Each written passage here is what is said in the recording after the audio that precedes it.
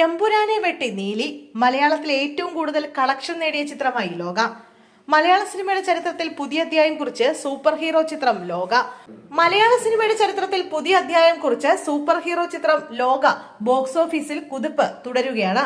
ആഗോളതലത്തിൽ ഏറ്റവും ഉയർന്ന കളക്ഷൻ നേടുന്ന മലയാള സിനിമയായി മാറിയിരിക്കുകയാണ് ചിത്രം ഇപ്പോൾ. എമ്പുരാന്റെ 268 കോടി കളക്ഷനെയാണ് ലോക മറികടന്നത്. ഇന്ത്യയിൽ നിന്ന് മാത്രം 150 കോടി നേടുന്ന രണ്ടാമത്തെ മലയാള ചിത്രമാണ് ലോക. കേരളത്തിൽ നിന്ന് മാത്രം 100 കോടി നേടുന്ന രണ്ടാമത്തെ ചിത്രവും ലോകയാണ്. ലോകയുടെ വിജയം മലയാള സിനിമയുടെ വളർച്ചയെയും സാധ്യതകളെയും കുറിച്ചുള്ള പുതിയ പ്രതീക്ഷകളാണ് നൽകുന്നത്.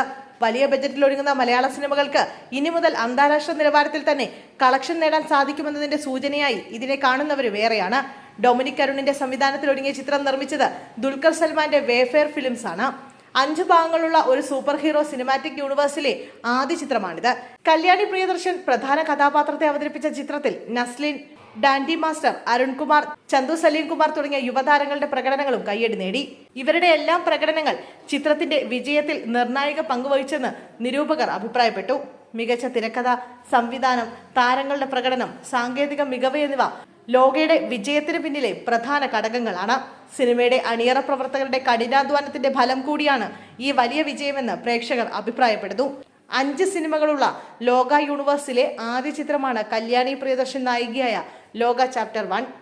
പരമ്പരയിലെ 2ാം ഭാഗത്തിൽ ടൊവിനോയുടെ ചാത്തനായിരിക്കും കേന്ദ്ര കഥാപാത്രമെന്ന് സംവിധായകൻ ഡൊമിനിക് അരുൺ അറിയിച്ചിരുന്നു. ദുൽഖർ സൽമാന്റെ വേഫെയർ ഫിലിംസാണ് സിനിമയുടെ നിർമ്മാണം.